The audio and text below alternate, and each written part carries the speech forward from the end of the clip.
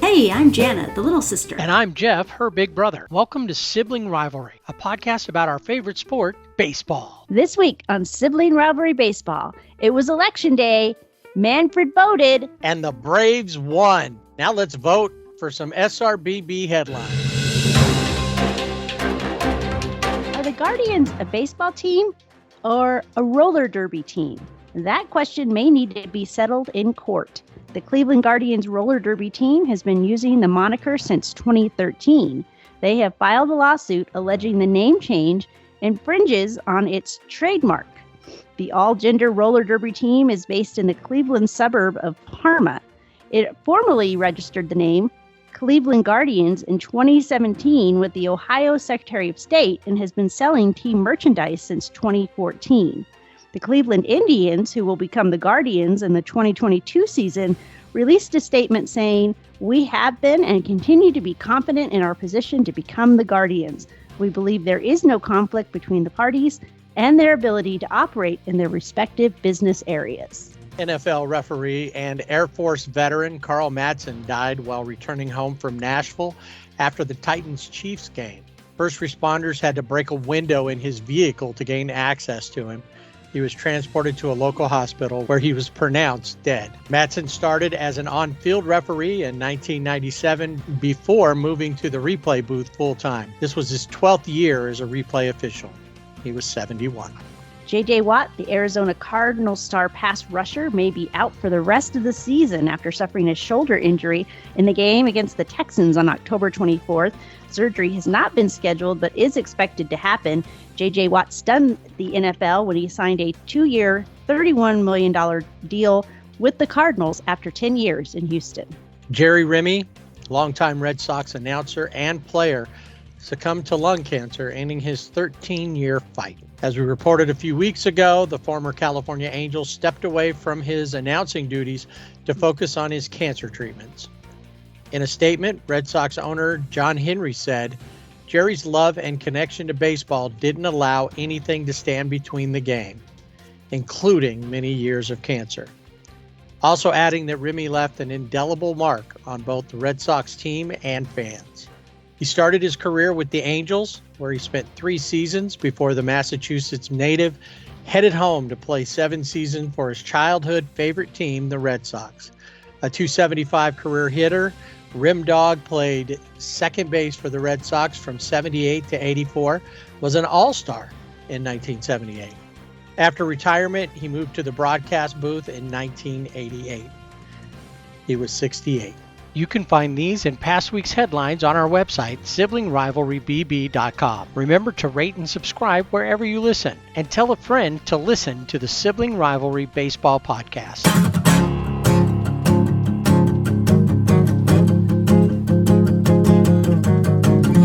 Oh, happy day. The mediocre series, the World Series is over. Can you say below average? Say it with me. Below average. You didn't say it with me. Below average.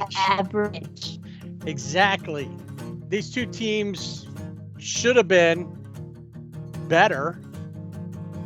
I think it just goes to show that the Braves weren't really as good as they played versus the Dodgers. And the Asterics, I don't know. I think they kind of played the way they had been playing. When you look at everything, a lot of the guys weren't hitting, still didn't hit. One of the biggest problems I think for the Braves was, Yordan Alvarez had a great ALCS, and I guess he thought that was over. That was the end. We still got another series if we want to win a championship. Oh, well, we're NL champions, but we want to be world champions. So the Braves took it 4-2. Now I will give them this. They did do it in very convincing fashion in the game 6. They didn't. They came out to win it. Yeah, they didn't mess around. That was definitely true. It's unfortunate though that they couldn't have just done it in their home park instead of Right. having the fans in their home park have to watch it on TV. Right. They couldn't just seal Celebrate the from a deal. distance. Yeah. Well, here's my theory. All right. The Asteriks already got their deal. Nobody got in trouble, with the exception of 2 higher level guys. One of them who's already working again. And I don't know what's going to happen with the former GM, but was that Jeff Lunau? Yeah. I don't know I haven't heard his name come up in a while, but we know AJ Hinch is with the Tigers. So Cora is back with the Red Sox. Right. Oh. So, and he was almost, had his team stayed playing the Slam Sox, being the Slam Sox, and beaten the Asteriks, they would have gone. So I think that maybe part of the punishment for the Asteriks was watching another team celebrate on their field. Yeah, I think so. And then Manfred wanted to make up for the loss of the All-Star game by letting them be world champions. And saying, regardless of the politics of what made us take the All-Star game away from you, we're not going to take away the World Series from you, which he could have said, we're not going to allow that to be there. You have to play on a neutral site. The Asteriks get to play at home, and you'll play in Milwaukee. Yeah, or well, whatever. Why not? Right? They weren't they at one point the Milwaukee Braves? They were. See? So that would be perfect. That would have been fine. Yeah. So I think that's what it was. He was trying to make up for taking it because he feels bad about it. I think that he didn't want to move it out of Georgia. He succumbed to pressure. I don't know what his politics is, nor does it matter, but he's got a lot of billionaire owners who probably all said, who cares? That doesn't affect me. I think the bigger point was the possibility that players would boycott the All-Star game because of their own feelings. But it's still, when Manfred awarded the trophy to Atlanta, they still booed him when he was talking. And so I don't know that the Asteriks fans should be booing him. Well, it wasn't by that point, I think most of the Asteriks fans were gone. This was the contingent of the Braves fans that were there and had moved down behind that home plate, in the home plate section, and they were booing him. Only to realize they don't have airline seats with TVs down there. Yeah, they don't. They only get orange juice and lemonade. Right. Which is funny because I know it's Minute Maid Park, but and you can correct me if I'm wrong, English major, but it seems ironic that one of the main sponsors of the Asteriks is Waste Management. Is that the proper use of that term? Yes, it is. It is very ironic. Because did they provide trash cans? That's what I'm wondering. Were they the official trash can provider of the Cheatstros, the Asteriks? Yeah. Yeah. I know I've seen a lot. You won't know what pitch is coming unless it's a Waste Management can. Yeah. Hey, PR Waste department. Management helping the Asteriks. I guess they do it differently. Waste Management helping the Astros cheat since 2017. Proudly cheat, I would say. Proudly. In there. Proudly. Just acts. Carlos Correa. Yeah, you had to. I kind of felt bad for Alex Bregman because he only batted 95 in the series. And yeah, he had a really bad series. I don't know who it was that said they talked to him, or maybe I don't know if it was like Verducci or one of them that talked to him, or they heard it, but he said, I just want to hit something. Yeah, just give me something. It's almost like when Justin Turner was on that, 0 for streak, and he finally got a single, and he wanted the ball Oh yeah, because yeah. he had been, It so had been that just such a for dry Bregman. smell. Well, I think out of the three, that are really targeted, Altuve, Correa, and Bregman, I think Bregman is the one I can separate from those other two because he seems like he really just wants to just play baseball, put it past him, and just move forward. Whereas the other two just seem to be really dug in. Yeah, I know that Bregman was out quite a bit with injury this season, but I don't ever see him. He seems to be trying to stay under the radar, away from all that stuff. Carlos Correa, if you look at him and he thinks you're about to ask him about that, he'll just say we didn't cheat and we deserved it and whatever. Altuve hasn't said as much. Yeah. But you could see that it got to him, throughout the season. If ever you saw him, whether it be when I saw him actually playing, how many times did he get booed and, and he struck out like 3 or 4 times in a game? Didn't he do that Angels or Dodgers where he had it, So, he's been pouty. Yeah, they just have to get over it. And it's going to follow them throughout, I think, their careers. Well, to a certain extent, Yeah. I saw something where somebody, I don't know if it was a tweet or if I saw it posted somewhere else, but it was like the Asterics are going to have to deal with this until the infield is gone. Because those were the 4 main guys that I remember when we went into when we went into 2017,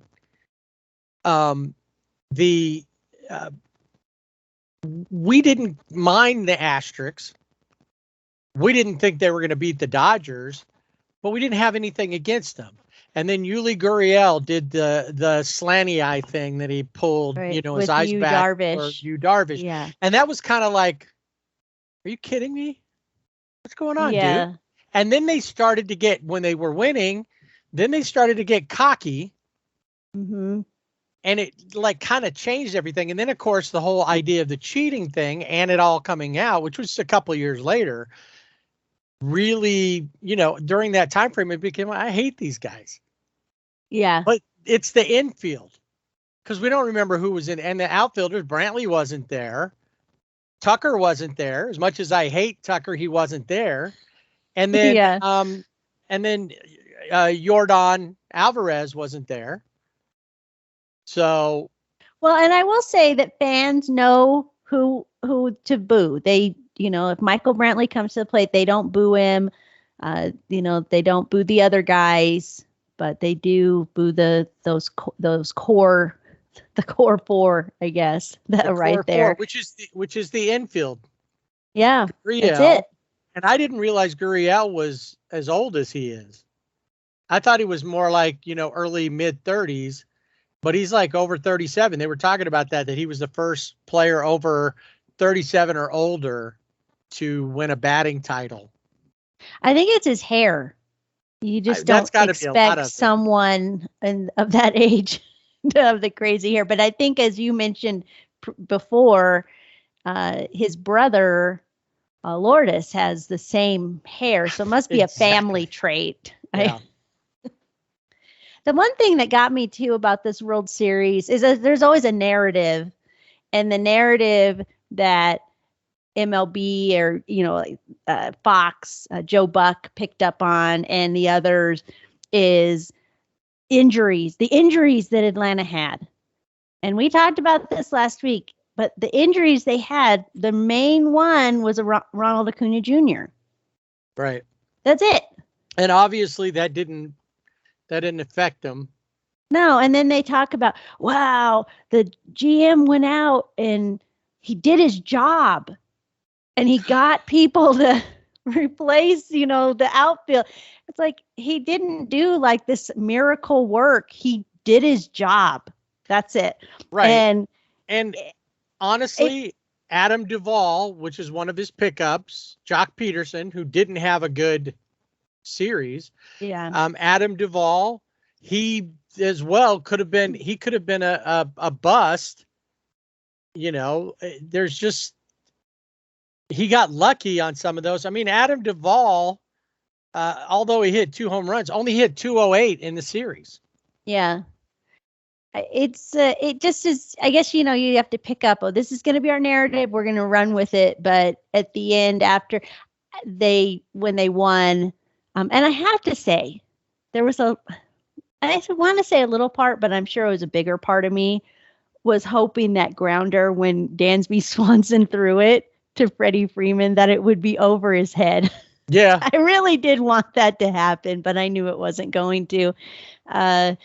But they talked about all the obstacles in their way.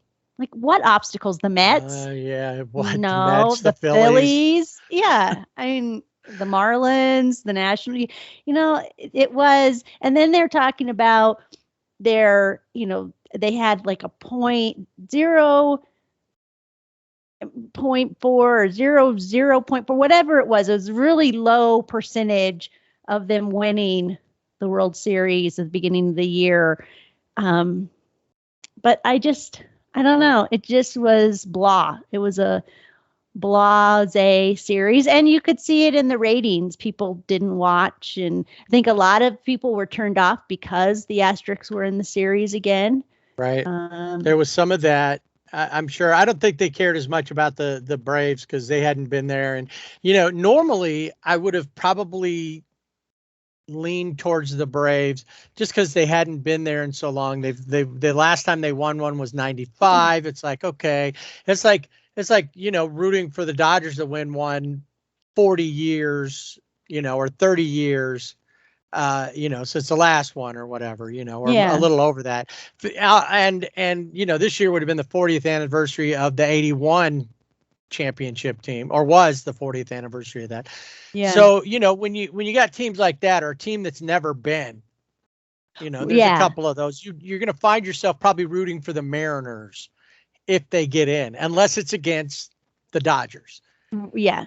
But in this case, I've hated the Braves longer than I've hated the Asteriks. Me too. And when I got to thinking about it from a political standpoint, and we'll talk a little bit more about this, the Braves organization and the fans are not, they didn't do what they do there, wasn't like what happened with the Asteriks. The Asteriks cheated baseball. What's going on in Atlanta is a much bigger thing with bigger ramifications. And that made it hard. That's why I kept leaning towards the Asteriks. But at some point, I just said, I don't care. I sat one night, I had the game on, and I was looking at my phone, and a thing came up about Draft Day, the Kevin Costner football movie. Oh, yeah. Watch this here. And I hit on it, accidentally hit it, but it came up on my phone, and I ended up watching the entirety, the 2 hours of Draft Day with the game on in the background. And every once in a while I looked up, but I was more focused on Draft Day, which I've seen, 20 times. Right. So it's not like I needed to watch it because I'd never seen it. No, that was more interesting to me than the game that was going on.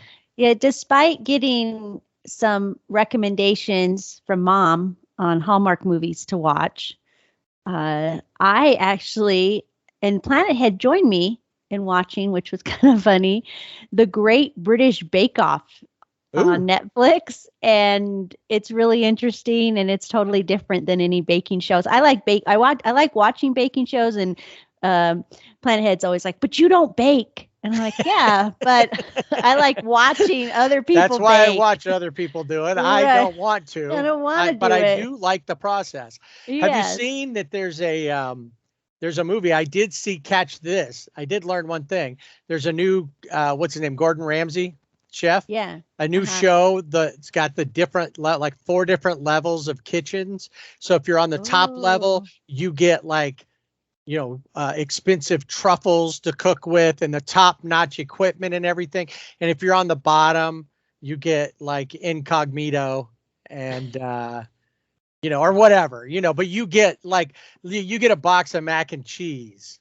Yeah. A can of Dinty Moore stew, something like that. You get lower grade ingredients and if you can make that work, I think you can work your way up to the top but there's 4 levels. That sounds interesting. I want to watch that. It's coming up on Fox at some point. I didn't catch the date. I am excited that The Masked Singer is back. That is my guilty pleasure show that I enjoy watching. And it is back because the World Series is over and it was on Fox. And the only thing that I saw on there that caught my attention in a very guy fashion was they kept throwing this commercial. And is it Jenny McCarthy? Uh-huh. And there is a thing, and I always wondered about this, dresses that don't have straps that hold them on. And she's got one of those, and whatever, she was very excited, and she's jumping up and down, and she's well endowed, I guess, if you want to put it that way. She's busty. And I kept thinking, how can they show that? That dress is falling. Right.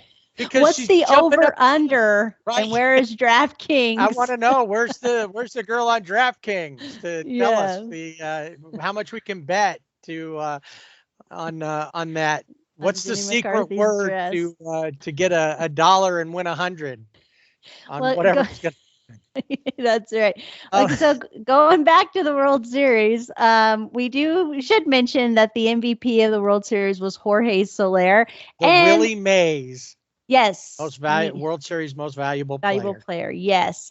And it was Jorge Soler. And all I can say is it must be COVID power. It had to be. It had to have been. Well, Freddie Freeman, who didn't have a great start in the NLCS, batted .318, had a couple of home runs. He probably could have been a MVP as well. But Jorge Soler, 6 RBIs. Austin Riley batted .320. And this is a guy they thought about trading. And he was really big for them throughout the playoffs. That was like Jock Peterson only hit 67. It was Travis d'Arnaud, 2 home runs. So the top 4 really came through for him. Even Ozzie Albies wasn't on it, other than he's the MVP of free tacos. Yes, everyone should be excited and be thanking. Go get it. Ozzie. It's today. Oh, today. All right. You can go get free tacos November 4th. All right, we should do that. Go get a free taco and thank Ozzie Albies. Last year it was Mookie Betts, both in the first game. I think one of the biggest issues that I noted for like the Asterisk, the Braves pitching, aside from their starting pitching, and I saw that 60% of the starters did not even go 5 innings of actual starters, not bullpen games, but actual starters didn't go more than 5 innings, which of course opened it up that Max Fried would go 6, in his final game there. Well, and I think he kind of had for himself, he wanted to do better because he had a rough, had rough starts. Ian Anderson in was it game 4 where they had, or game 3? Game 3, I think. Game 3, yeah. Had that no-hitter, was a no-hitter going, and then they took him out in the 5th, and right. I look at it, the only real offensive game for both sides was game 5, which was 9-5. Otherwise, it was blowout, 6-2, 7-2. Then you had 2 games that were close. That near Ian Anderson's game was 2-0.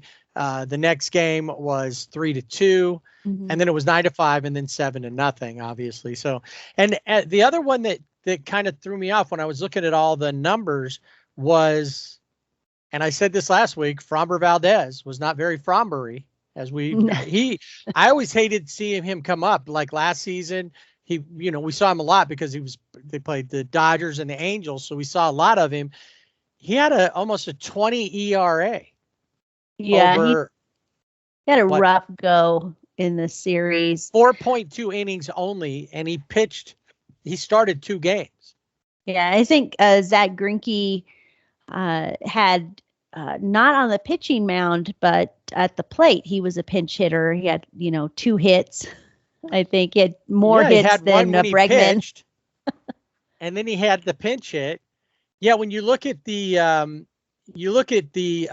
just the batting averages, he hit 667 for the series. He was 2 for 3 in the 2 games that he played. Now, Michael Brantley, I think, would have probably been the MVP had the Asterisk won.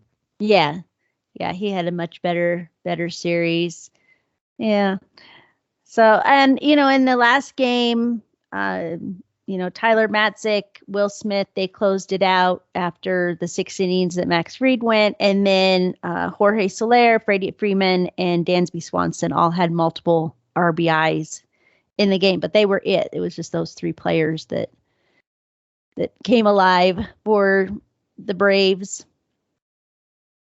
So, yeah, I think that the bottom line was, I heard somebody say before the World Series started that it's going to come down to pitching, and that the Braves probably had a stronger staff, and overall that's how it worked, because the pitching for the Asteriks, which had been pretty good throughout the season and the playoffs, that's what really kept them in it a lot of times. Yeah.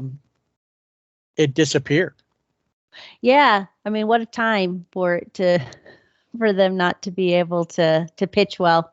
And that, Atlanta had a couple of bullpen games, but we saw that worked out for them against the Dodgers. And I think they had a bullpen game in Milwaukee too, or against Milwaukee. So it's just one of those things that's kind of becoming I think something that the MLB, I'm not saying you shouldn't have a bullpen game, but it's becoming more, you're relying on that more than on the starters, because you're not seeing starters go, if they go 6 innings, like, whoa, they went 6 innings, but you're not seeing them go a complete game or even going through to the 8th inning, and then you have your closer come in. There's no definition. There's no defined lines.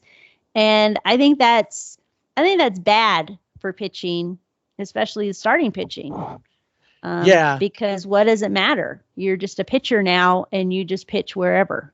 Well, and at that point, why not just bring them in later in a higher leverage? Just everybody's a reliever, basically. So that way, you don't have bullpen. Every game's a bullpen game then. Mm-hmm. And that way your best pitchers, you don't have to stretch them out. You don't have to get them worked up. Oh, he's not ready to start yet. Well, because everybody's comes out of the bullpen anyway. Yeah. That was the one thing, the idea, this is what it's morphed into. And I don't want to accept it, but I'm better with a bullpen game than I was with openers. We're going to have him come in and pitch an inning or 2.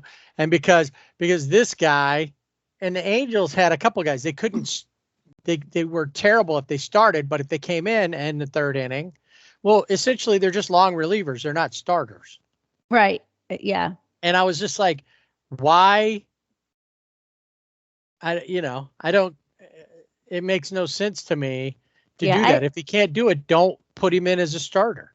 Yeah. I think that we need to get back to the starting pitcher, because everybody's looking for, who's going to start today or who's in the rotation, and we're losing that. And we know, Julio Urias had the 20-game season, but 20-win season, yeah. Yeah, 20-win season, yeah. And it was, it hadn't happened in, since Max Scherzer had done it in, like 5 years ago or something crazy like that. And when we were growing up, it was nothing for guys, for pitchers to go 9 innings, a complete game. and have 20 plus wins every season. And I'd like to see us get back to that. There was guys that would, the game would go into innings and they'd pitch 10, 11 innings. Yeah. Because they could still do it. This year, 3 complete games. And that was Herman Marquez, Adam Wainwright, and Zach Wheeler for that. After that, it's 2 and then 1. And only a couple of shutouts. Manaya from Oakland had 2 shutouts. Wheeler, Freed, DeScalfani, Musgrove. They all had 2 shutouts. There used to be teams that had multiple shutouts. Yeah, and we're celebrating that.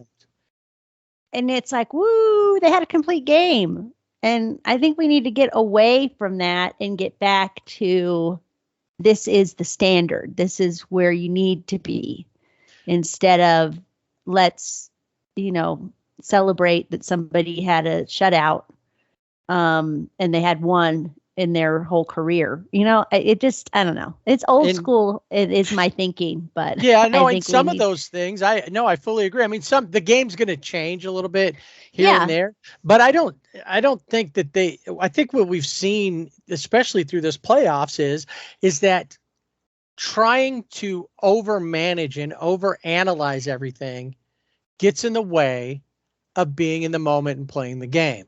Mm-hmm. And they're so worried, instead of the pitcher throwing to his strengths or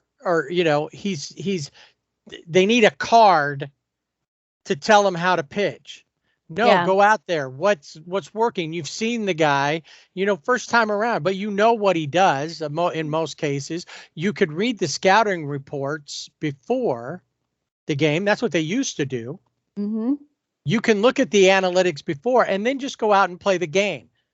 Put the iPads away and focus through what's happening right now. Because we've seen it before, a guy's a 200 hitter and one day he goes off and he gets 10 RBIs on 6 hits and he just has a day. Yeah. I think that was one of the things we had mentioned, the difference between the 2020 season and then this season is the 2020 season. They weren't allowed to go. You couldn't go into the clubhouse. You couldn't watch video before you went up and hit, or the iPads, whatever the tablets they're looking at were pretty much non-existent. And then they came back this season, and I think I noticed definitely in the bullpen. In the dugout, where last year the guys were all together and they were just going up and hitting, and this season they're looking at the tablet, and they've got the hitting coach looking at it with them. And then they go up and hit, but then they strike out anyway.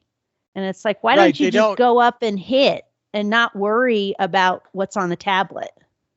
Yeah, exactly. Because if it still comes out that you're going to go up there and swing it crap, then I just think it was a different the dugout, especially because I watched a lot of Dodger games.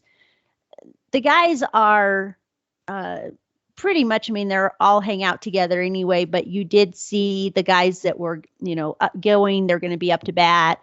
They were the ones that were back on the bench looking at the tablets, and it's like, it didn't really help you. It didn't help you in this situation. And I think it just needs to go back to getting rid of that and watching some video beforehand, or like you said, look at it beforehand and just play ball. Yeah, absolutely. So I was looking in 1981. Rick Langford threw 18 complete games. Jack Morris threw 15. That's 40 years ago. Yeah. In 2002, it was 8 complete games was the most. It goes down from there, but there were times where there was only one pitcher. You didn't throw. There were no relief pitchers. Yeah. unless somebody got injured. Yeah. So- I mean, I know that the game, and as in everything, it evolves, it changes. But as most things, there's a pendulum and it swings one way and it'll swing back another way. But I think it is worth looking at pitching and where are they going to be? Do we really, is it just the pitching staff, or is there going to be the rotation and we're going to rely on that rotation? Or are we just going to throw them in there and then say, well, it's okay. If they don't do well, we'll just go to the bullpen. Right. Or should it be called something else? All right, let's get a little controversial now. But before we do that, remember to stop by our website, siblingrivalrybb.com, where you can click on our Fanatics link and go get your World Series losers gear from the Asterics, or if you want to wear Braves gear or even Asterisk gear, it's all right there. Just click it and head on over to World Domination Monopoly Fanatics, and you can find NHL gear on there, I think, and all everything, all the colleges. I just Ipswich University. Yep, you got it. I just got a really nice sweatshirt from there, Dodger sweatshirt. So yeah, they got it all, and they usually always have, like free shipping or, sales going on. So definitely click on those links. Yep. So while we enjoy our favorite Dr. Pepper and Sonic Ice, because both of us are, in fact, it's because of you that I knew that Sonic sold ice. Yes. Now that wasn't an option for me for a long time because I lived 20 miles away from the nearest Sonic once they opened them here.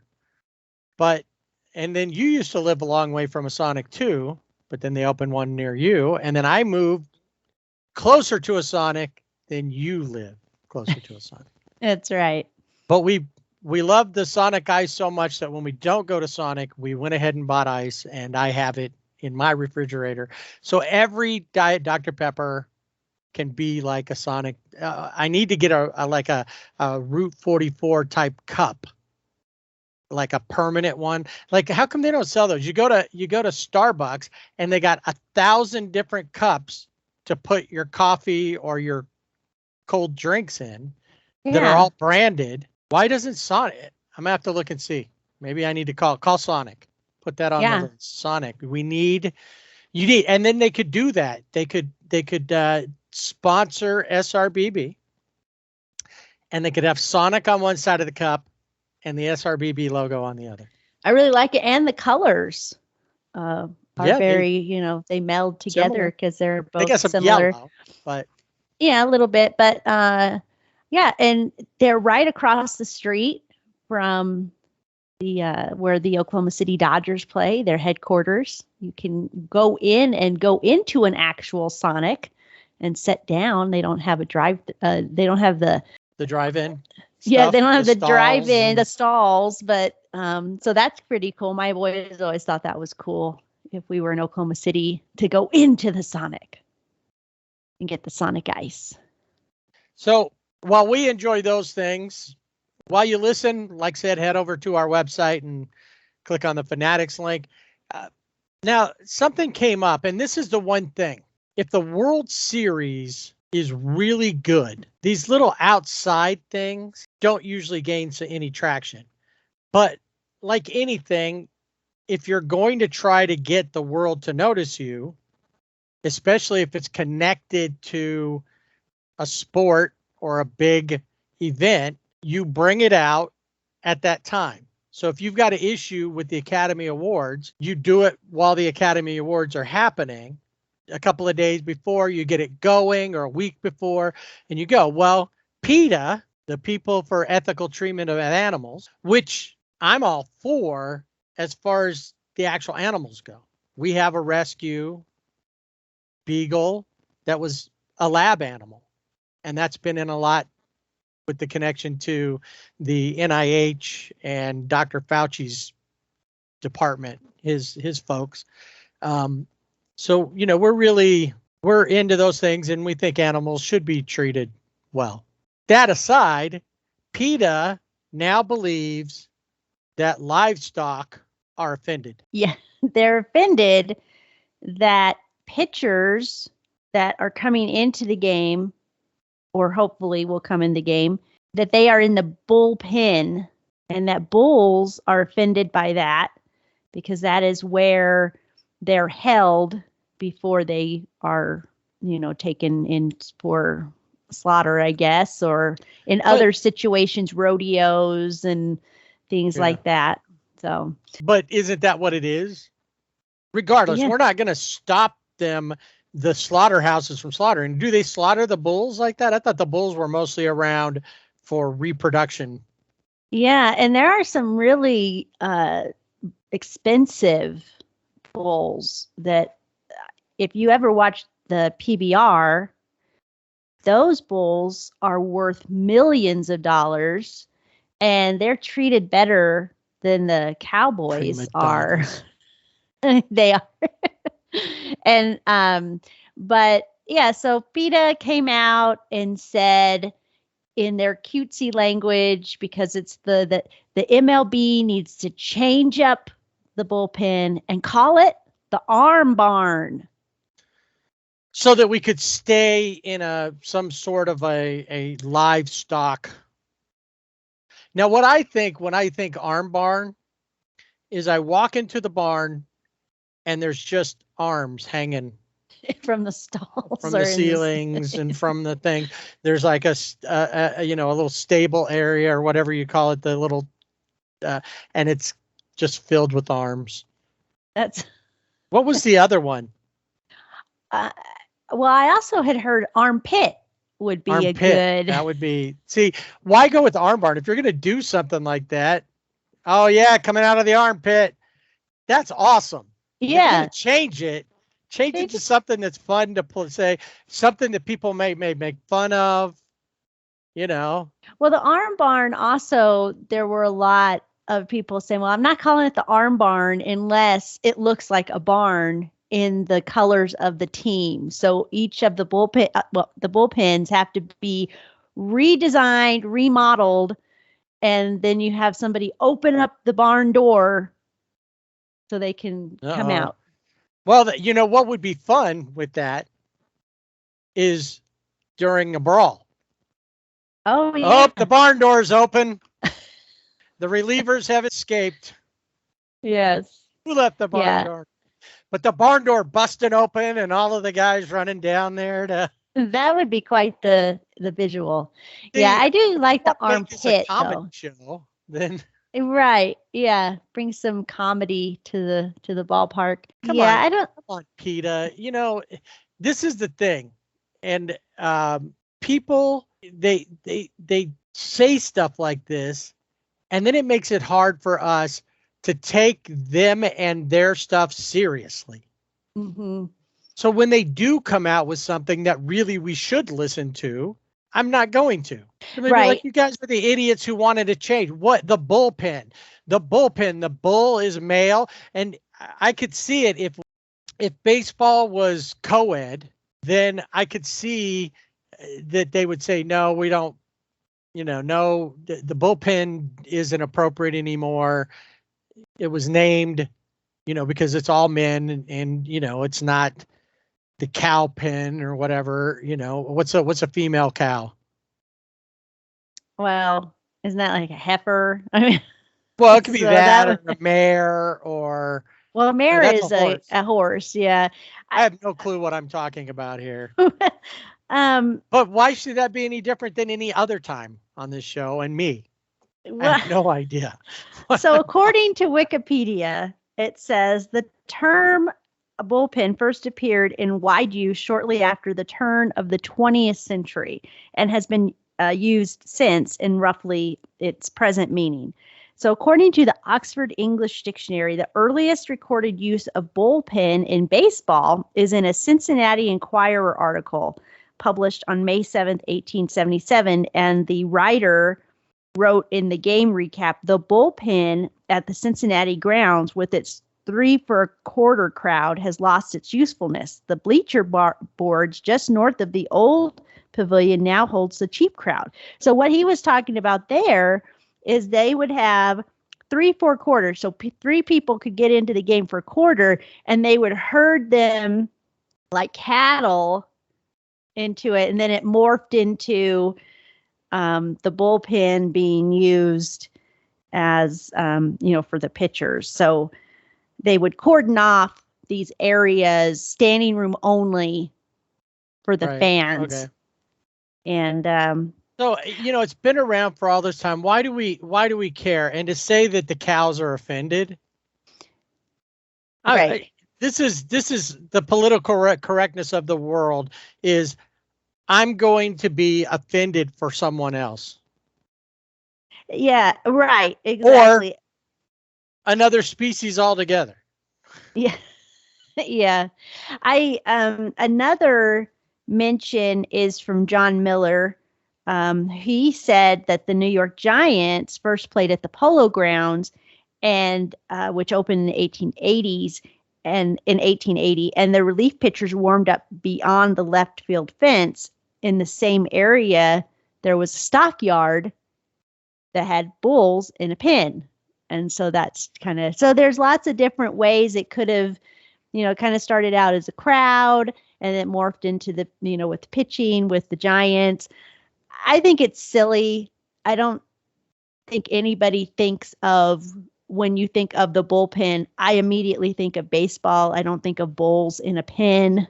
That never comes to mind. That's it. I'm going to be offended for Martians and other little green aliens or whatever they're going to call it. I object to the way that they are characterized, the stereotypes that go with otherworldly beings. I want to change to all that. I'm going to start a campaign because I hate it when I'm watching a movie and they, and everybody's got a different thing and they're never good. Yeah. And they don't all look the same, and you don't know, are they green? Are they this? I think you're really going to have to start in Roswell. That's where you should start your campaign. Well, because what I would expect from Roswell, like from the beginning, is if you're the place, if you're the alien central of the United States, you need to have a uniform vision of what the alien looks like. If I go there and I find different variations, I don't mean like, okay, here's an alien wearing a Hawaiian shirt. That's fine. But he needs to look like all the other aliens, maybe a little bit of different facial expression, because who's to say that they don't have, we're all different. Yeah. I mean, there's a lot of people, we have similar looks, family members all have it.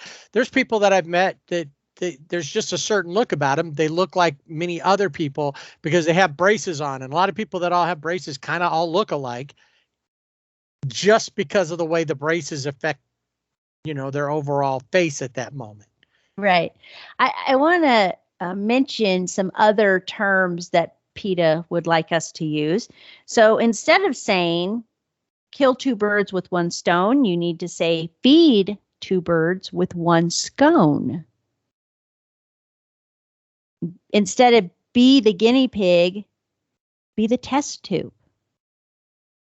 Instead of bring home the bacon, bring home the bagels. And or stripples. Bring home the stripples. Right. I know it's not the same because they want to stay with the same alliteration. Yes. But stripples, if you're not aware of them, are made by Morningstar. If you're listening, Morningstar, we just hooked you up here with the anyway, they're like vegetable based bacon. Yeah. And I'm sorry, but I could be full on vegan. Bacon is not meat. It's bacon. It's bacon. If bacon, you go, bacon. if you go somewhere that they have a like a burger or something, you go someplace and they have one of those Impossible or Beyond burgers that you could substitute in anything. If you say, I want this no meat they will still put bacon on it. They will. That is true. I've seen that happen. I think that happened when we were at lunch or one time. We were in Santa Monica, and they will still yeah. put the bacon on it because bacon is not meat, and it happens everywhere. It's not just in one place. It's everywhere. Everywhere. Or they'll say, "Do you still want the bacon?" That's it. Last, of course, I want the bacon. The last one is, instead of saying take the bull by the horns, take the flower by the thorns, which does not have the same meaning, because when you take the bull by the horns, you're you're getting things done. You're being aggressive. When you take a flower by the thorns, you're getting thorns in your hand and you're bloodied and you just want to go home and lay down. You're hurt and you're mad because you got the thorns and you're upset about that. That's not a positive thing. It is not. So take the bull by the horns is more of a positive thing. It means you're taking charge of things. Yes. Yeah, not the flower by the thorns. It's not literal. No. Do you think the bull cares? The bull knows. Well, I don't think anybody would take a bull by the horns. And I mean, anyone smart person that would just jump in the bullpen and try to take a bull by the horns. To get the bull by the horns. Yes. You're right. Oh, PETA. Craziness and PETA. So yes, coming to you soon would be an arm barn or an arm pit, apparently, which is my choice if we have to change it. But I don't think that's going to change, and I think that'll fade off. But nice try, PETA. Yeah, I mean, they got the attention during the World Series, and yeah, as you said, if it had been a good series, nobody would have cared. PETA. But now the next thing that was a big deal during that was been coming up, and it's been talked about on and off throughout the season, but became a bigger thing during. And like I said, if this had been a great series, this still would have been an issue. As we've seen a lot of things, starting with the Washington football team. They changed their name from the Redskins because it was an offensive name to and the Native Americans all came out and said, it is a derogatory term. You could throw it in there with all the other words that people have used to be derogatory about other people, other human beings. And then we saw the Cleveland Indians are now, I guess now because the season's over, are officially now the Guardians. Yeah, unless the courts tell them otherwise. Right, unless the roller derby team, which that's fine. They could change it to something else. I think they should have gone with the Rockers personally, but. Yeah, me too. But yeah, so they would be the Guardians, and they changed their name and they got rid of Chief Wahoo. Right, and they had done that. They had done that. That was a long time seasons ago, but yeah. Now now they're changing their name completely, and then that leaves us with the Braves. Oh, and the Chiefs, but the Chiefs have done other things. What is the biggest issue? Is the whole thing that and it's team sanction, it's organization sanction, is the tomahawk chop. So the Braves have been the Braves since Boston, many years. Boston. Then on to Milwaukee, down to Atlanta. If you see right on their jerseys, they've got the tomahawk, the Braves above it. Behind home plate, they've got the tomahawk painted onto the field. But a lot of people find the tomahawk chop, and specifically, it's come out with the National Indian Council, I think is what they call themselves, or something to that effect. That is, covers the National Congress of American Indians. There we go. So the Native American groups, and I guess, really when you think about it, it's really easy to overlook or forget the Native Americans unless you live in areas with, like in Arizona, New Mexico, Oklahoma, where the majority of reservations seem to be. It was like, let's put them all in. It was almost like, let's put them in one space so we can watch them and keep them all there. I mean, I don't know that was it, but the whole Trail of Tears thing was, we pushed them all out. They were pushed out of Georgia, all across, made to walk thousands of miles so they could all be in one place. Yeah. New Mexico, which has a large portion of the Navajo Nation, but there's also pueblos of different of other Native American tribes across New Mexico. There's like 19, I think, pueblos, something like that. So it's very much ingrained in New Mexico culture. So it's important. Right. So you have that. And most people anymore, if they think Native American or Indian, they think casinos. It's become, all that. But for the most part, it's easy because all this group of people, these indigenous people, are kind of they're living on federal land or their own land, but it's overseen by the federal government, not by local governments. If you remember, there was a lot of talk right after the whole thing of Gabby Petito's disappearance, is in the same area all these other people had gone missing that were Native Americans.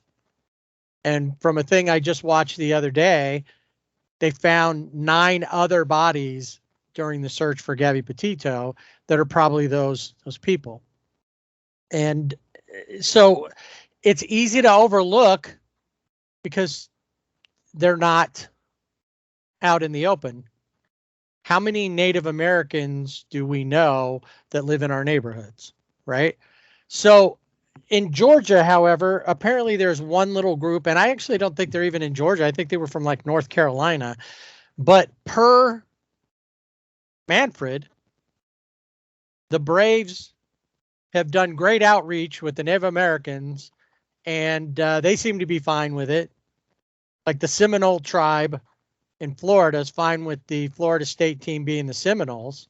Well, that's one tribe there. These guys aren't the Atlanta Northeastern Cherokee chapter of, whatever. They're the Braves. And what they're doing is not just happening in Atlanta and only Atlanta sees it. Thus, only that group that's okay with it sees it. It's a whole national thing. And most are not happy about that. They find it offensive. And the team facilitates it. They turn the lights down. Everybody turns on their phones or the flashlights on their phones, and they do the chop. The team themselves, when they get on base, everybody's out there chopping. So the lumberjacks. Yeah. So the team will say, "Oh, it's like a sword," because you'll see there's somebody that has like a pink sword in the dugout. I don't remember which player it is, and they're saying, "Oh, they're doing a sword," but it does look like a chop. And the lights are turned down when there's the pitching change, as you mentioned. And then everybody's encouraged to turn the flashlights on their cell phone and do the chop because the stadium is playing that drum beat. So they can't say, "Oh, well, but the fans are doing it." No, you're encouraging it by playing the music. I mean, the chop started at from everything I looked up and read, it looks like it started in 1983 at a Florida State game. And it was some fraternity guy that started it. For the Braves, officially 1991. Right. But the Braves director of public relations in 1991, he said, his name was Jim Schultz. He said, "We've had a few complaints that the tomahawk is demeaning to Native Americans, but we consider it a proud expression of unification and family." That was his quote from 1991. Now, the Braves also had a mascot that they have retired. They named him Chief Nakahoma. Yes, Nakahoma. But they had, they decided to get rid of that. They didn't say that he was a proud expression of unification and family, but he'd been criticized since the early 70s. And we see this, and it's like, they're going to do that tomahawk chop. It's so annoying when you watch a game in Atlanta. But then in 2019, when the Braves were playing the Cardinals, reliever Ryan Helsley, who is a member of the Cherokee Nation, he criticized the chop. He said, I think it's a misrepresentation of the Cherokee people or Native Americans in general, and it just depicts them in this kind of caveman type people way who aren't intellectual. And he just said that it's not me being offended by the whole mascot thing. It's about the misconception of Native Americans and how they're perceived. And when he was pitching during that series, the Braves toned it down. But only when he was pitching. Any other time, he was in the dugout, he was in the bullpen, they were still doing it. I heard that whole thing of, well, it's like the wave. We can't stop them from doing it. Well, fine. If that was the case, I would understand it. But you're not coming out and saying, like you said, they do the like that tribal drum beat. Yes. Then they do kind of that, what they think is maybe a war chant or something that they do, and then they're doing the chop thing. Yes. Yeah. Now, the Braves said that they formed a Native American working group and that they've partnered with the Eastern Band of Cherokee Indians, which is a regional group, to, have like a working relationship to, see them as, I almost kind of like, I think the Braves almost kind of have, want approval from them. But even the Eastern Band has come out and said that the use of the war chant music played during the chop, they aren't on board with that. And in last year, of course, they didn't have fans in the stands. The Braves had sent out a message to the season ticket holders that said the gesture is something they're working through with their advisory group, and the chop was popularized by our fans when Deion Sanders joined our team, and it continues to inspire our players on the field.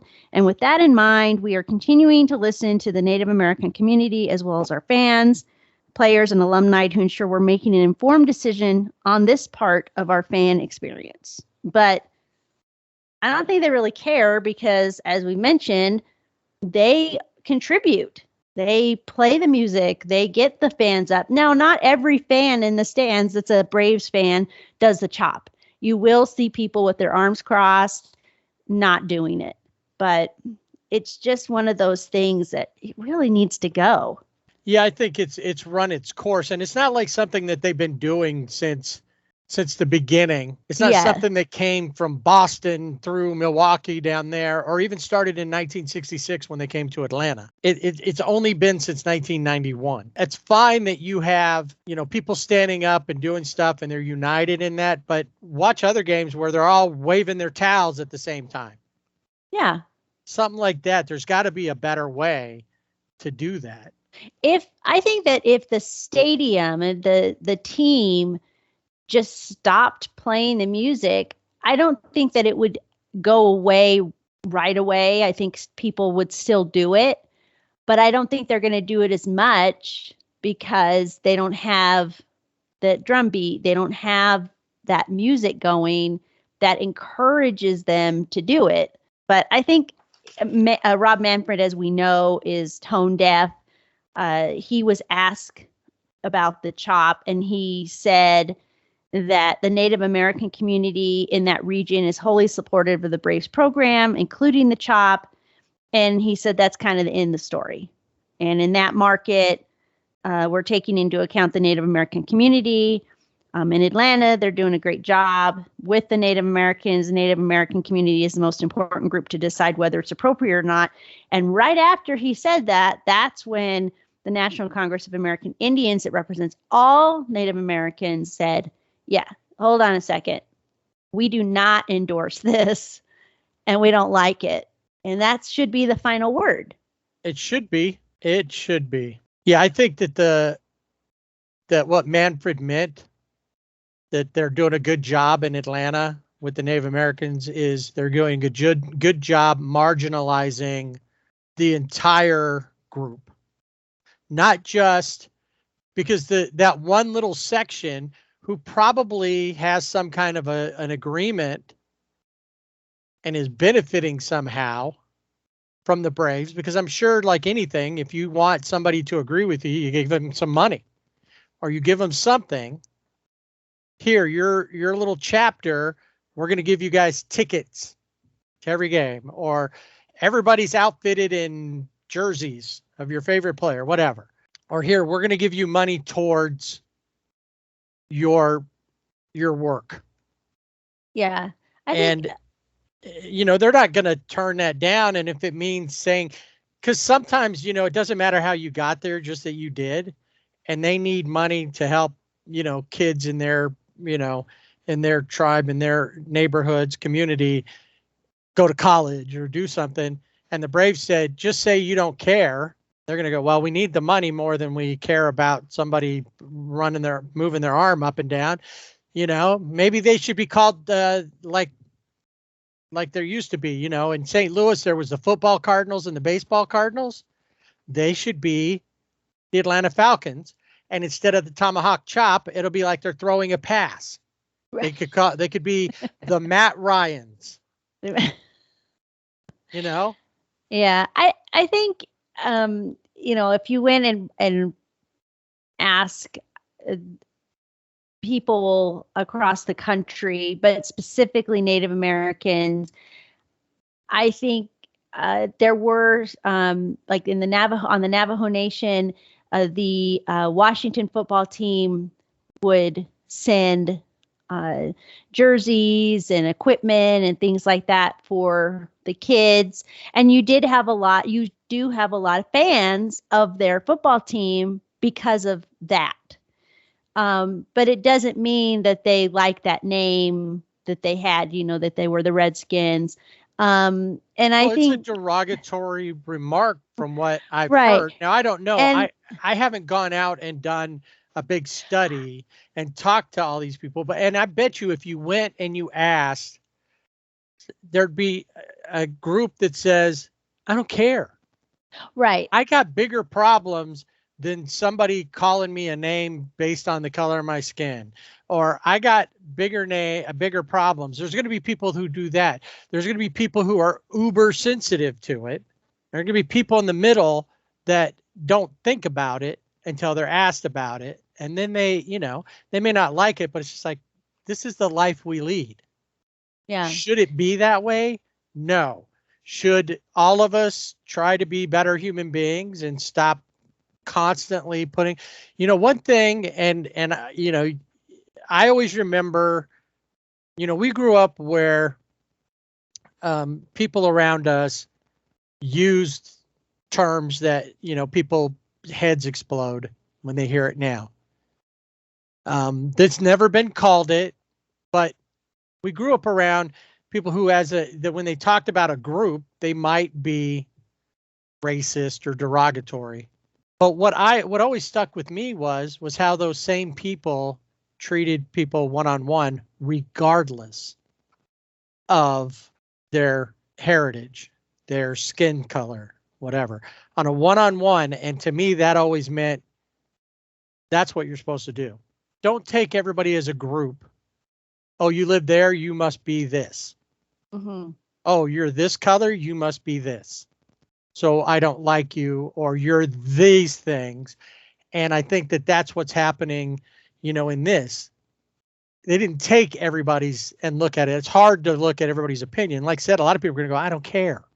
But I just think it makes sense. I mean, to me, it's just common sense to say, it's 2021. this whole chop, unless you have like the Seminole tribe has fully, supports Florida State, has given their blood, to be the Seminoles. And when there was talk about, oh, they need to change their name, and the Seminole tribe was like, no, they don't. We support this. When you have that support, that's one thing. But when you have just, it just looks bad on the organization as a whole. And if that's what gets your players pumped up, is seeing a whole bunch of people, making their arm movements and hearing that, then you got some other problems you need to, think of something. And is it that really true? I mean, I don't know. Is the Braves front office speaking for the players? Because I would think that, it's probably like, oh, well, it's something that they do and we'll just go along with it. But yeah, I think it's something, one, it's just annoying. But the major thing is it's insensitive. And it's like I said, it's 2021. And if the Braves are not going to change their name, which they have said they will not change their name, then at least stop the chop and stop playing the music. Stop encouraging it, because you're not going to stop people, like you said, from, doing the wave, but eventually people are going to just not do it anymore. Yeah, stop playing the music, stop turning down the lights to facilitate it, and see how long it lasts. People are going to do it for a while, and eventually it's going to be like, oh, why am I doing this? Yeah, there's nothing, because that's what people get, hyped up. You get the music and you get going, there's other things they could do, Like I said, they've embraced the pearls. So go with that. Yeah, see, watch that. Bunch of sheep. Come up with something else. If you still want to do that, change your name to the Lumberjacks. Yeah, I like that. And then the they Hatchets. Yeah. And then you just adjust your tomahawk on the field to have more of a hatchet looking, because that's essentially what it is. Right. The one thing that I don't see changing is like the Chiefs, except that they can change that away, because Chief means the top in most cases. Mm-hmm. And it's embedded in our, we have chief operating officers, chief executive officers in the military, chief master sergeants, master chiefs in the Navy. That's like a huge honor to be a chief in the Navy. I just think that teams need to take a step back, especially in specifically Atlanta, and think, is this really something that you feel has to be part of your organization? You've only started doing it since 1991. Are you really going to hold on to that part of it? And instead of just finding something new to do, instead of making it, just because nobody likes it. No, I mean, the only fan base that likes it is the Atlanta fans, and maybe even some Atlanta fans don't like it. Because like I said, I saw people in the stand, and in fact, there was one guy, as soon as they started the music and everything, he just instantly crossed his arms, and you could tell, like, I'm not, I'm going to put my arms, I'm not doing that.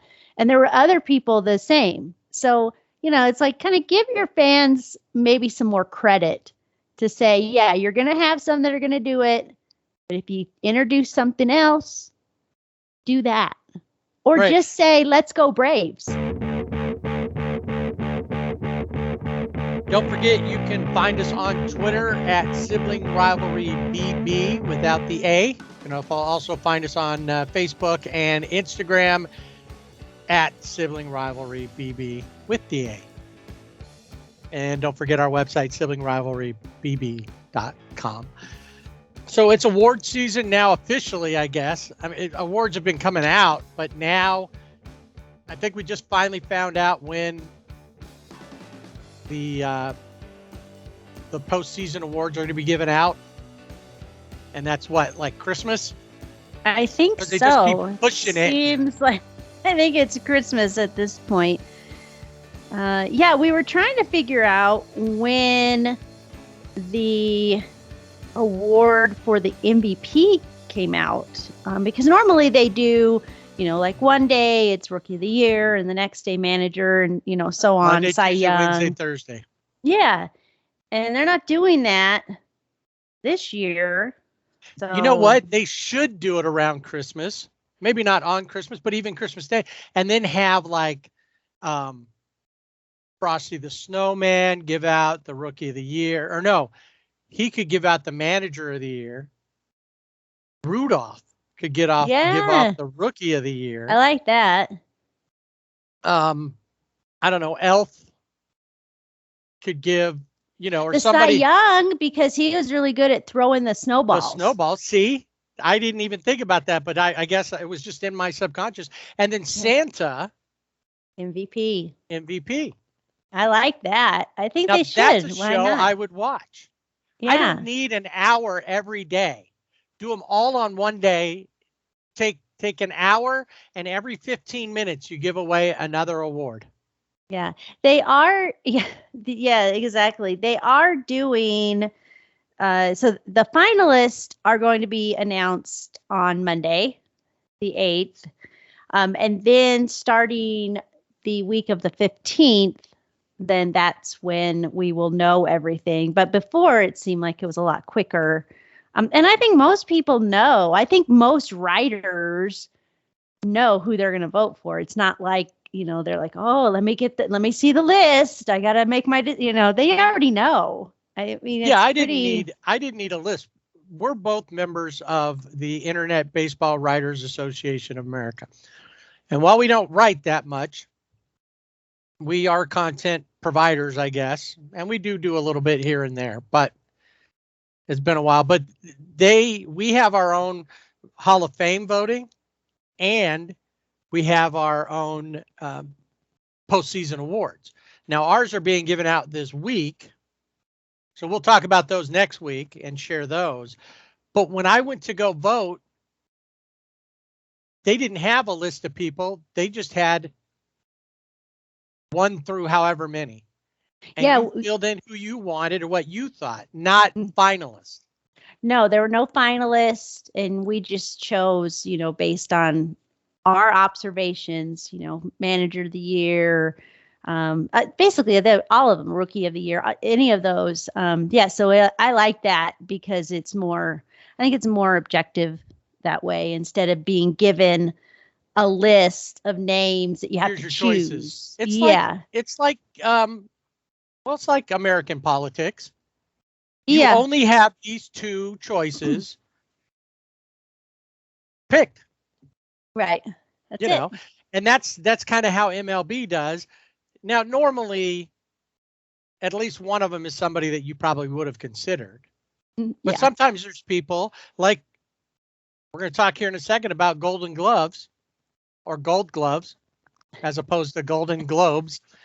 There's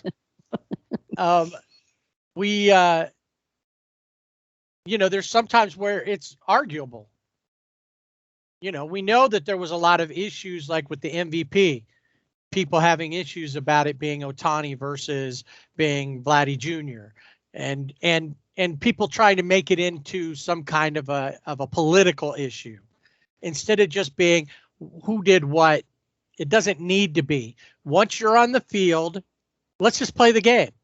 Yeah. When you're outside the field, do whatever you want. Now, it was Manny Ramirez, and he's not part of the game, and he's probably never going to be a part of the Hall of Fame, whether he's got the numbers to prove or not, because of his issues.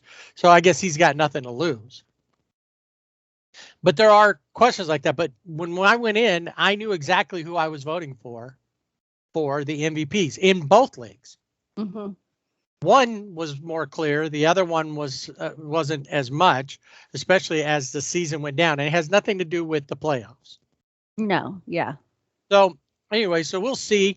And, once we get now we'll be gone by the time that we won't have an episode when it comes time for the MLB Baseball Writers Awards, but we will tweet them, post them on the website.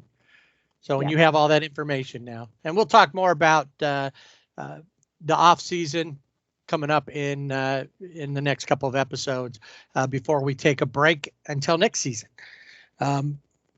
So let's talk Gold Gloves. I think you have that. Do you want to do that first, or you want to talk about the MLBPA Awards, where the players pick their favorites?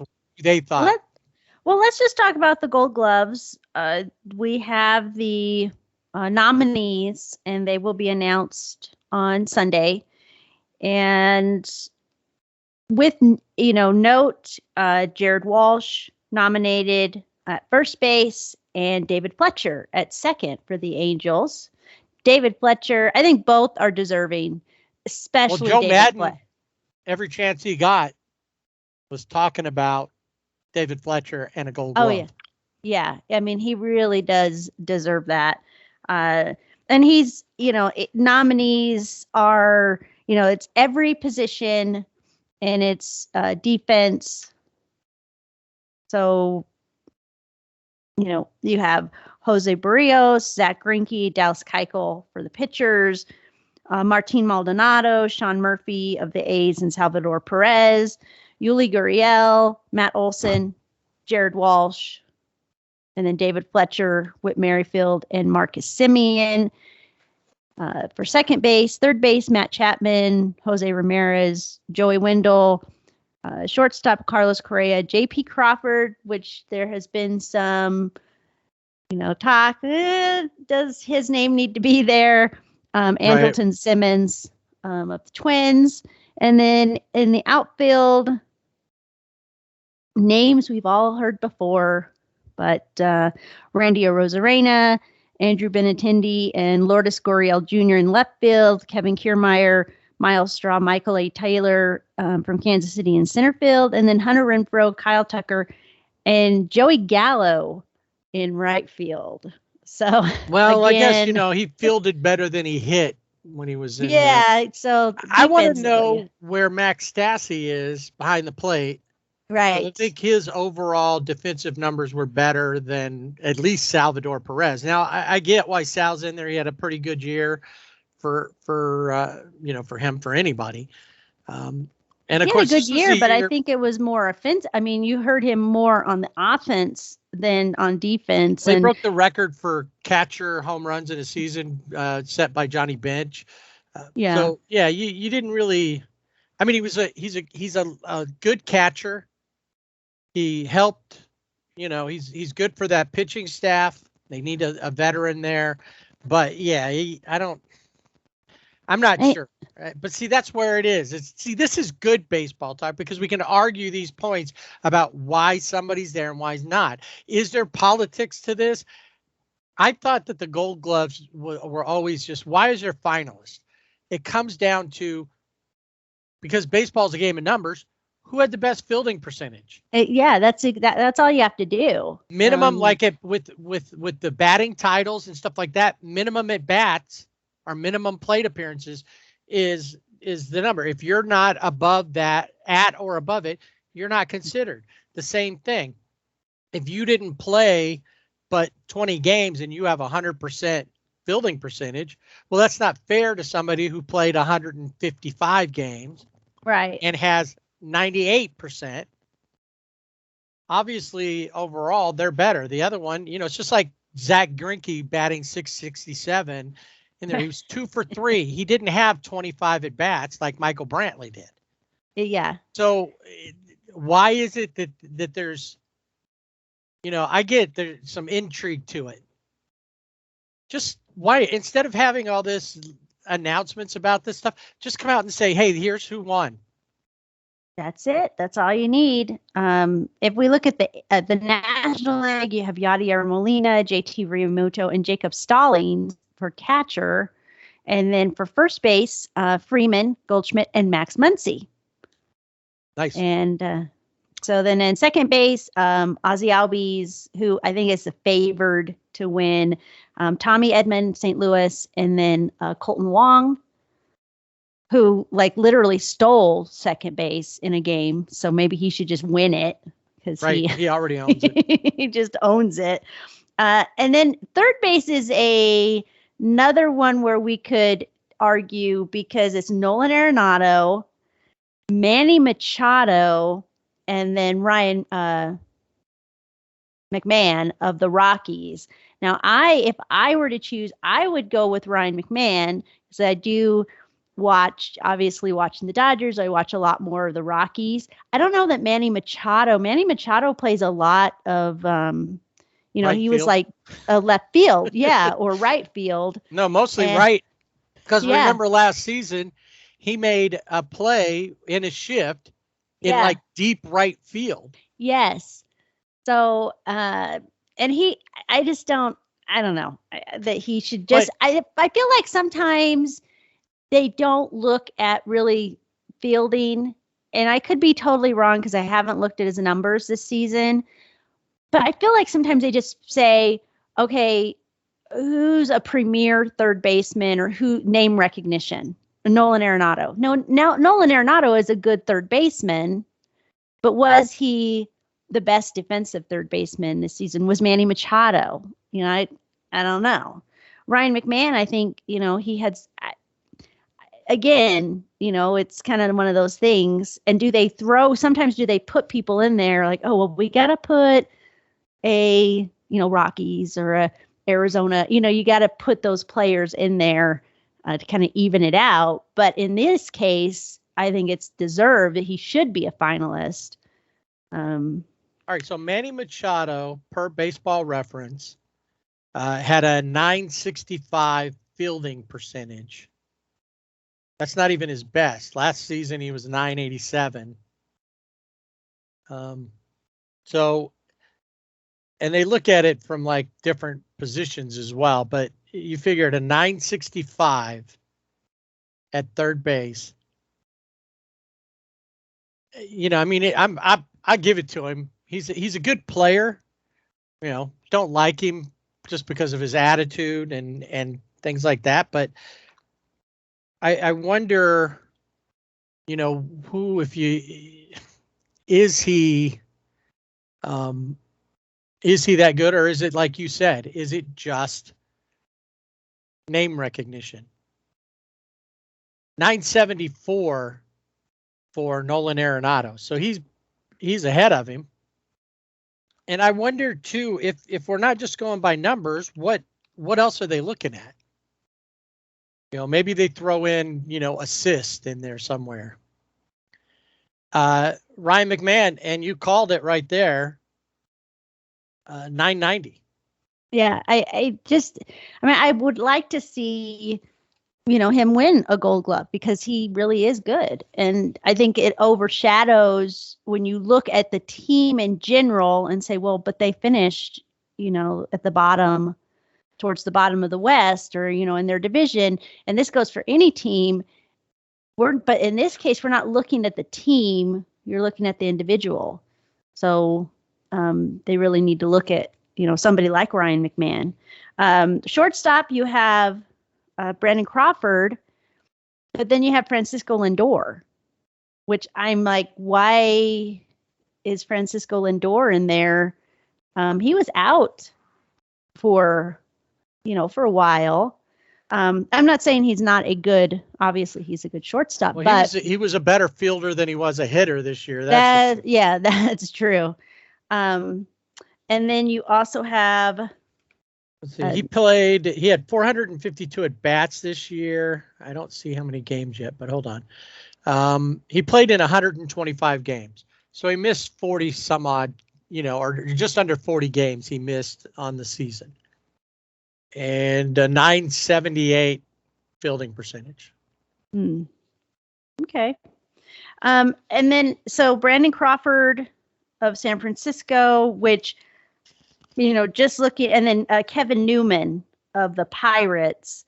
Didn't watch a lot of Pirates games other than when they played the Dodgers.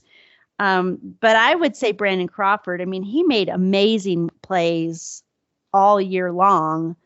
I don't know, like I said, I don't know the percentage. I'd have to go back and look, but just on the eye test. Just on the eye test, he passes, especially that last one where the last game that they played, the Giants and the Dodgers played in Dodger Stadium, and we thought Mookie Betts got hit. No, Brandon Crawford. I mean, he was, he like had a ladder out there.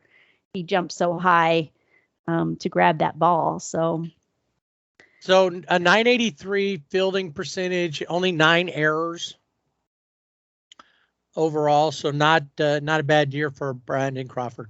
But yeah, he timed that jump perfectly. You are right on that. And yeah, that's Hitman Bret Hart. Amazing. That's it. Yeah. All right. So in left field, you have Tyler O'Neill of the Cardinals, David Peralta of the Diamondbacks, and AJ Pollock of the Dodgers. In center field, Harrison Bader, Brian Reynolds of Pittsburgh, and then Jackie Bradley Jr. in Milwaukee. And right field, Mookie Betts, Adam Duvall, and Mike Yastrzemski as finalists there. So actually 3 Dodgers are finalists in the Gold Gloves. So we'll see how it all turns out on Sunday.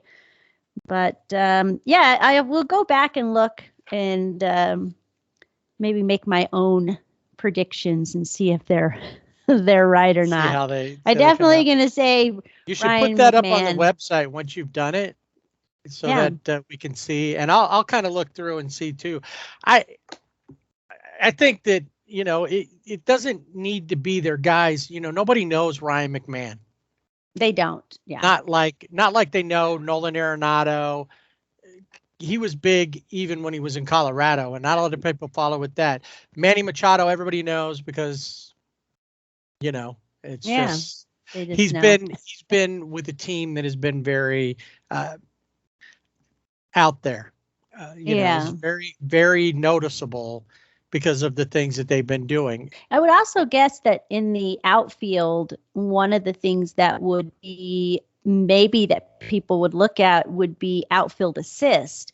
But there you run into a problem because Mookie Betts, I think, has like 1 outfield assist, on the season because people don't run on him. They know better than to run on Mookie. So is that something that they look at and say, oh, well, look at what they did. But, it's a tough metric. Did he get, he gets to the ball that other players can't get to. His 1 outfield assist was pretty incredible. I remember that. Yes, I do too. There was only 1. It's easy to remember. So it's, all those pieces. I get that there's stuff like that, but if you're going to look at the numbers, let's not put people who are, let it be known what's the criteria, minimum criteria. I would think, yes, I have a pretty good fielding percentage, but I have 20 errors. That, of course, will bring my fielding percentage down. But if I got a lot of balls, some of it's going to be hard to look at, but you've got to set some baseline numbers and then go from there. So before we talk about the MLBPA Awards, since we were just talking about the Padres, they have a new manager. Yeah, and I think this is a surprise. It was a surprise to me. Well, we were talking about Schilt out of St. Louis. We talked about Osmus. Brad Osmus was somebody that was being. Ozzie Guillen was another. Guillen was okay. Yeah, was another name. And what's that his came name out? from the Mets last season? Luis Rojas. Right. Yeah. We talked about them last week, and our opinions were. I said I think Mike Schilt might be the guy. I didn't think Brad Osmus was it. I think that they kind of ended up going towards a Mike Schilt type. Yes. Maybe a different feel to him, but that idea, a longtime baseball guy. Yeah, Bob Melvin, who was the manager like 11 years. He was manager of the Oakland A's. Long time, yeah. Long time. So we learned that he wasn't happy in Oakland. Don't know how long he hasn't been happy there, but he decided to go to sunnier climes down south to San Diego.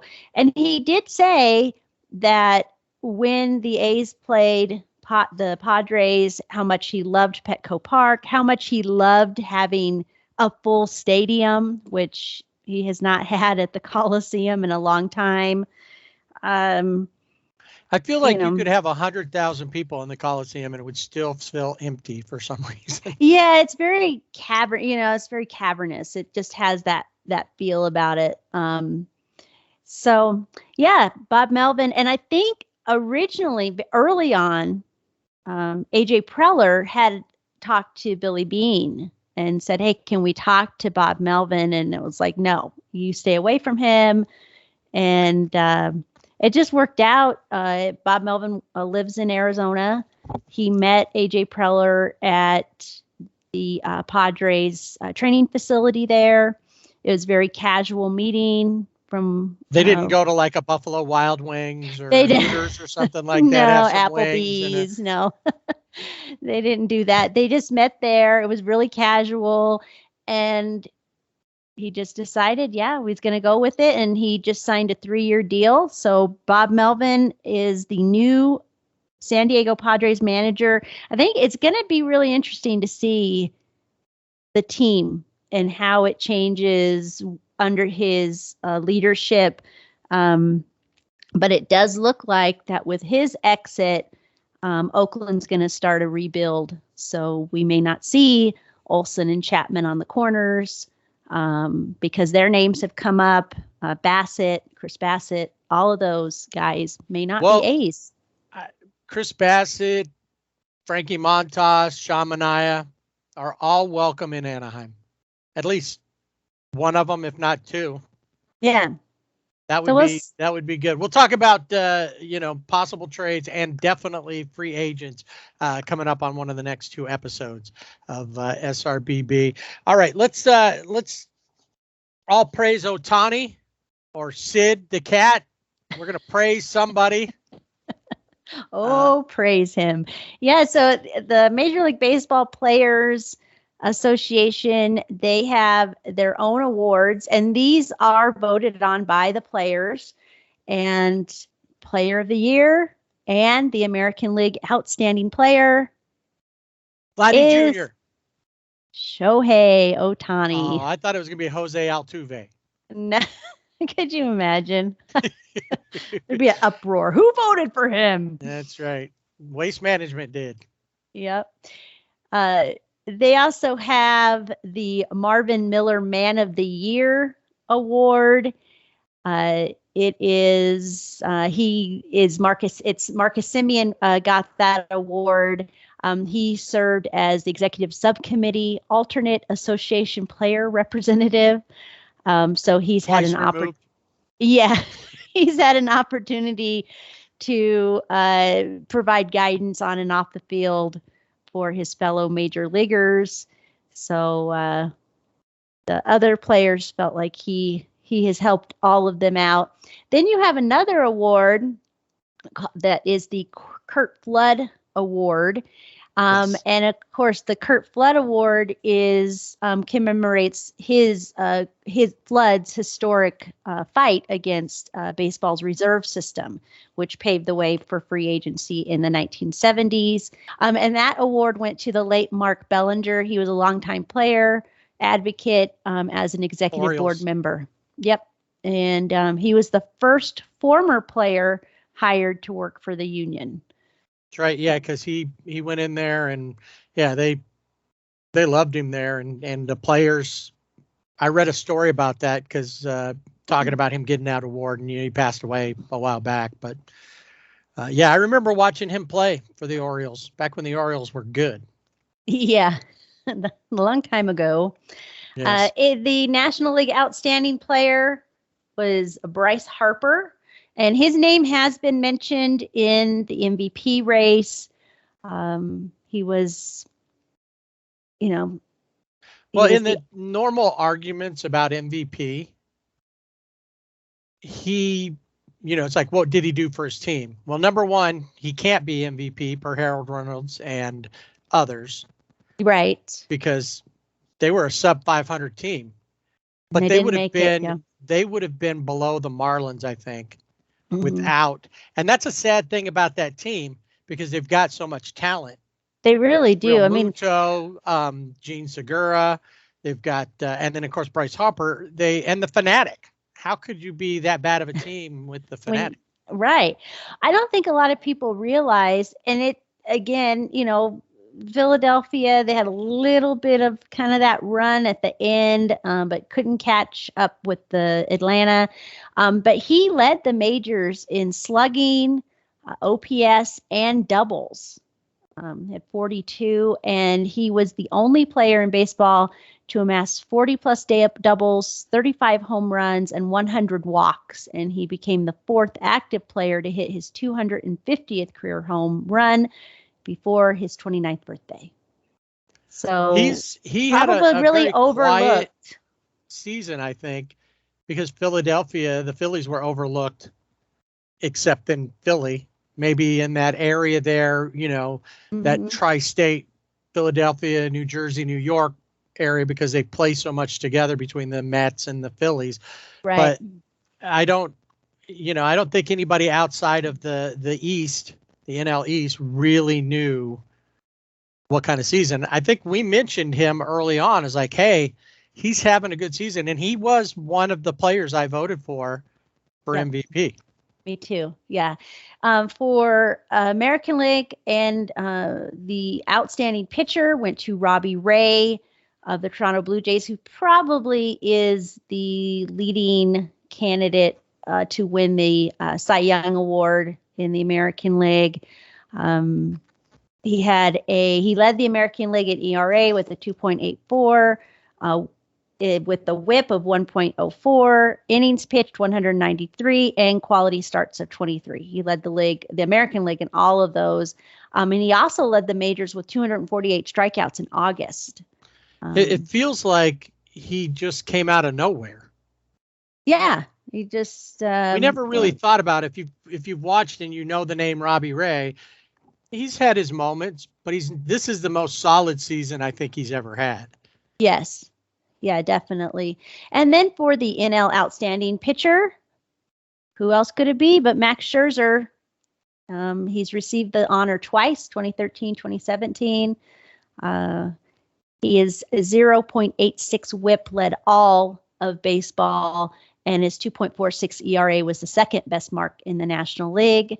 Of course, he was with the Nationals, then he was traded to the Dodgers. And after that trade, he posted a 7-0 record in 11 starts with a 1.98 ERA. He also got his 3,000th strikeout this season. And he's just amazing. Still couldn't manage to get a hit. And couldn't get a hit, yeah. Not a silver slugger. I would have hoped that in the end there, Walker Buehler was pretty much top of the list. I believe both of us picked him at the beginning of the season to be the Cy Young Award winner. And Scherzer overshadowed him because he kind of fell apart. I would hope that Scherzer being there would have raised his competition level.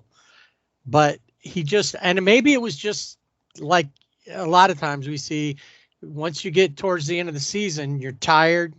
We know that sometimes they end up throwing more and a lot of weight was on his shoulders because throughout the season, he had to be the guy. Yeah. Kershaw went down, then Bauer was out. So, there was a little bit of stuff, and then all of a sudden it became the bullpen. And so, yeah, but Max definitely deserves that because he did a great job with the Nationals and then a stupendous job. I think that ERA for the rest of the season was a 0 ERA with the Dodgers. Yes. Yeah. Outstanding rookie in the American League. Somebody I voted for. Pretty sure you voted for him. Ryan Mountcastle of the Orioles. He was just great. He led the MLB in home runs by a rookie. He had 33 with the second most RBIs. In a game in June against the Blue Jays, he had 3 home runs and becoming the first Orioles rookie since Nick Markakis did it. Wow. And then for the NL Outstanding Rookie, again, I voted for him. I know you voted for him. Jonathan India of Cincinnati Reds. Oh, yeah. I don't think there was really anybody else. That was pretty much, the only guy. I mean, there were other that rookies, but I just didn't see anybody else that even, I think when I voted, I only voted for him and I didn't put anybody else down. Yeah, I don't know that there was anybody else that I put down. I might have, but I know he was number one in my number one slot. He was the first Reds rookie to have 20 home runs and 10 steals in a season since Bernie Carbo in 1970. So I always forget that Bernie Carbo was a Red. He was with the Red Sox for so long and really known there. And then the AL comeback player of the year, Trey Mancini, very, deserving. He had stage 3 colon cancer. He was diagnosed in March of 2020. He was runner-up in the home run derby this year. He hit his 100th career home run. He collected his 600th career hit. He played in 147 games. But yeah, who else are you going to pick? Trey Mancini. Right. No, there's nobody else. And he really brings. Even if he had just come back and played like mediocre, you probably still give it to him based on what he came over. But he came in and really, you know how good he was playing. His name was mentioned a lot right around trade deadline. Really, inspiration. To people who are, cancer survivors, but also those who are, that are battling cancer. He's really, and he does a lot in the community to help. And then the NL comeback player, Buster Posey for the NL. He opted out of the 2020 season due to COVID-19 concerns. He and his wife, their family adopted twins, and but he came back and, was named to a 7th All-Star game. He collected his 1,500th career hit. Helped lead his team to 107 wins and an NL West title. He batted .361 with 6 home runs and 9 RBIs in March and April. And he was crazy, and their it worked pitching out. Staff benefited from him being behind the plate because he's really a solid catcher. He's really good catcher, defensively and offensively. Will Smith does get he mentioned in he could be the next Buster Posey. That would be cool, but Buster Posey, and he also had a good schedule worked out with Gabe Kapler, where he would catch 2 days and have a day off and catch 2 days. And that worked out really well for the team. So, so that's it for the Major League Baseball players, the Players' Choice Awards. So we'll see if these will, if they factor how much carries over to the actual. So in those, like I said, will the MLB, the Baseball Writers Awards will come in starting, I think, the week of the 15th. Yes. All right. So lots to talk about next week. Once again, visit us our website, siblingrivalrybb.com. Jana will put up her Golden Glove. Golden Glove. I like to say, I know.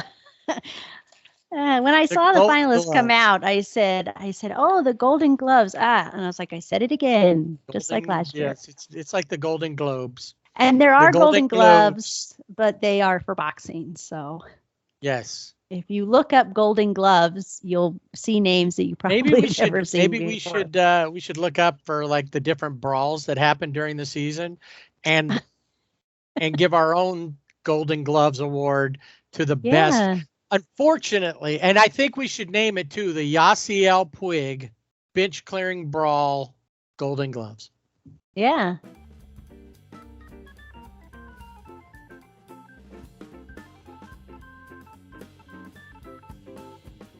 And that'll do it for this week's Sibling Rivalry Baseball podcast. Remember, you can find us on our website, siblingrivalrybb.com, and on Facebook and Instagram at Sibling Rivalry BB. We're also on Twitter at Sibling Rivalry BB without the A. Email us, show@siblingrivalrybb.com. We'd love to hear what you think, so subscribe and rate us wherever you listen to our podcast. Next week on SRBB, we're waiting for our qualifying offer. 18 million's great, but if there's no Diet Dr. Pepper or Sonic Ice included, I'm not in it.